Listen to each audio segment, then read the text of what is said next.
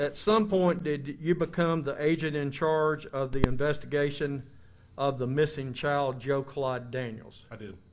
And just approximately when was that? I believe it was around June of 19. Okay.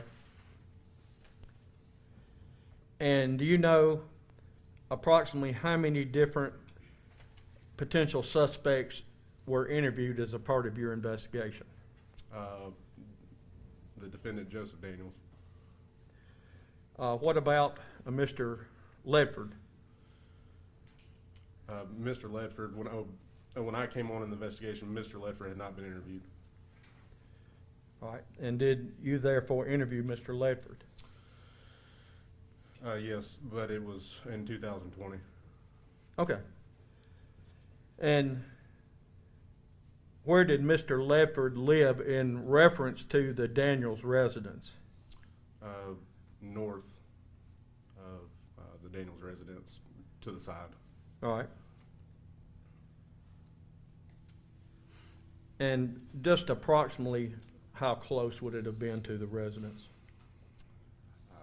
Roundabout estimate, maybe 50, 75 yards. Okay. And did you have him come into the police department to interview him? Yes. And prior to that, did you talk to him at his residence? I did not. Okay. I talked to him at the sheriff's office. All right.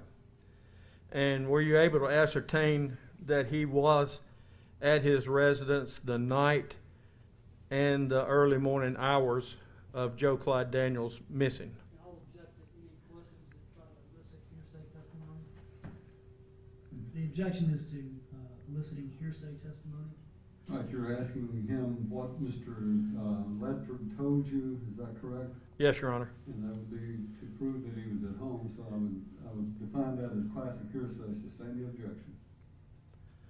Your Honor, for the purpose of showing bias of the investigation, I would ask that I be allowed to go into this. Also, from the purpose, the cases provide that evidence that someone else could be guilty of the crime is also admissible. I correct that there's no exception to the hearsay rule that I'm aware of to elicit what you're saying. If you want to make an offer of proof for the record, I'll be glad to let you do that. But as far as this court considering it for this motion, then I will not consider it. Well, just hold on a second, Mr. Crouch. Yeah, I would also object under the relevance to this inquiry at a bond hearing. It has nothing to do with any of the factors that Your Honor would consider in bond. All right, the objection is to relevance now. Mr. Lockert, do you have a response? I do, Your Honor. The reason that I think this is relevant, the testimony would be that this Mr. Ledford was asked to turn over his cell phone so that GPS location could be done on him that night in early morning hours, and that a vehicle had pulled in his driveway around 10 p.m. and then left around 5. I think that further questioning will show that law enforcement did not follow up on those leads, did not ascertain the location of the phone, and a classic exception to the hearsay rule is to show bias of the investigation. The very same as asking a trooper while they pulled a car. What exception to the hearsay rule is it that you're referring to that shows bias, that you can introduce hearsay statements to show bias? What exception is that? It's not offered for the truth of the matter asserted. I'm not going to argue that what Ledford told them was true or not true, but based on the information he told them, their failure to act on that or to investigate it shows bias of the investigation.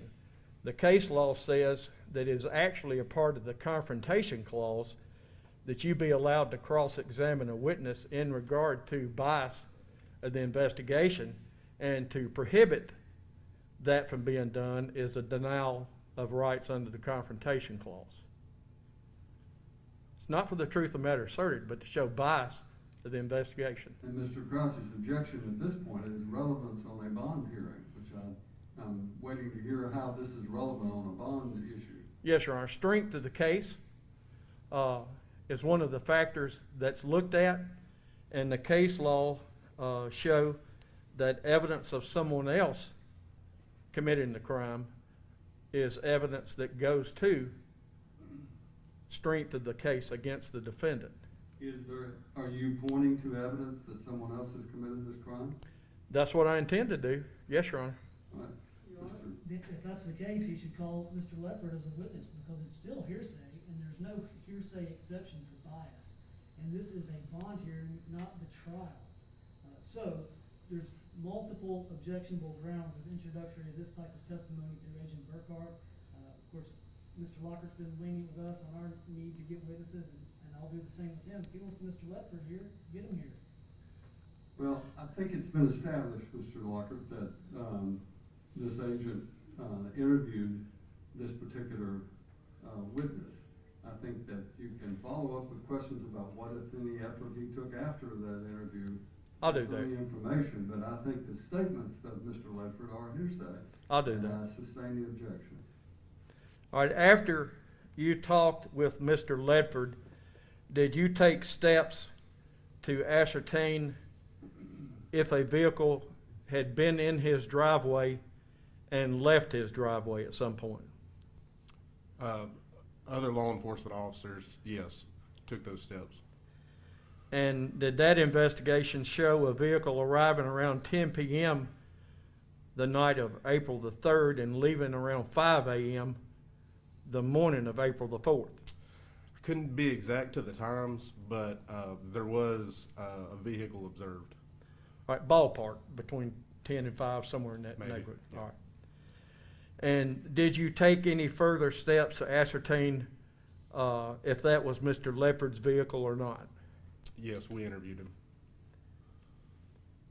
And did you take any steps to ascertain through GPS, mileage checks, or anything else if his phone left the residence that night? We did not. And why not? Did not have any legal grounds to proceed.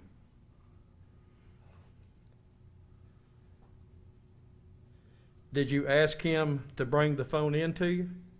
I did. And did he provide the phone to you? He did not. And you didn't think you had sufficient probable cause to get a search warrant to check his phone? Did not.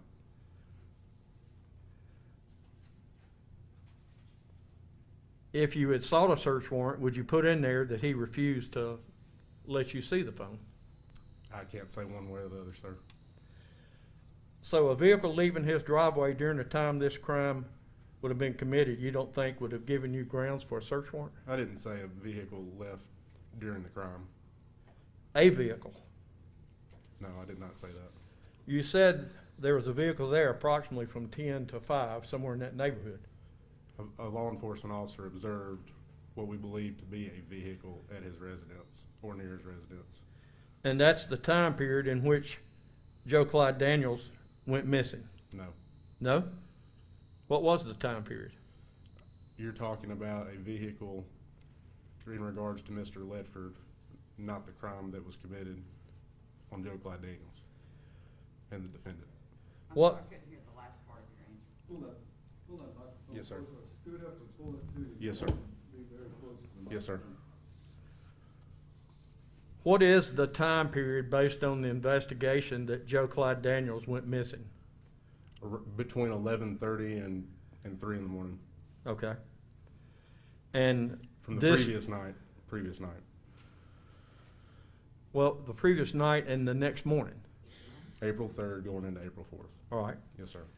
So between 11:30 and 3, that's the time period that this vehicle was at the Ledford's and then was seen leaving. I cannot tell you when that vehicle arrived exactly or left. All right, if other officers said that they observed it on video, you don't doubt that, do you? You'll have to talk to them specifically.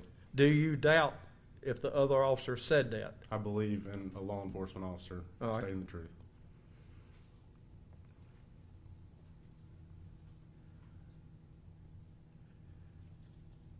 And did you take further steps to locate Mr. Bedford and interview him again? No, Did you take any steps to subpoena records in regard to his cell phone? no,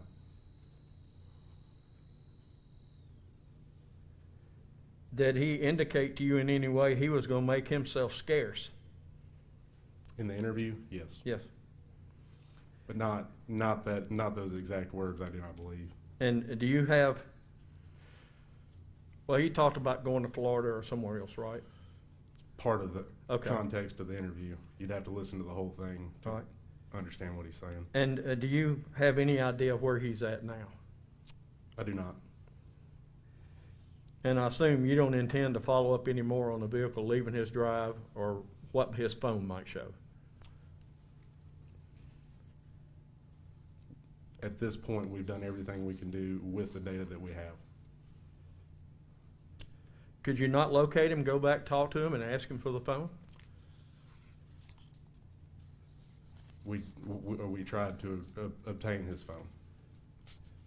Could you locate him and ask him again to allow you to check the data on the phone? We could. But you're not going to do that. Mr. Leffert did provide some cellular data, but it was not data in regards to location at a later date. And he did not provide data in regard to his Google advertiser ID No, he did not. so that you could try to locate if his phone left the residence. He did not. All right. And did you obtain a search warrant to do some digging out on the property? I did. And do you recall in the affidavit stating that it is believed that no vehicle left the residence or driveway of 112 Garners Creek Road, Tennessee, Daniels residence, in the early morning hours? Or I'll just, may I approach? You may. Yeah.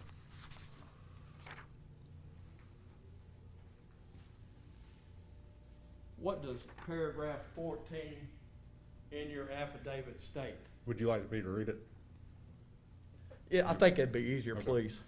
After further review of the video, in parentheses, from 810 Pruitt Springs Road, Dickson, Tennessee, specifically on the evening of 4/3/18 into the early morning hours of 4/4/18 by law enforcement, it is believed that no vehicle left the residence or driveway of the 112 Garners Creek Road, Dickson, Tennessee, Daniels residence. Please note that the 810 Pruitt Springs Road video depicts a distance view of the Daniels residence.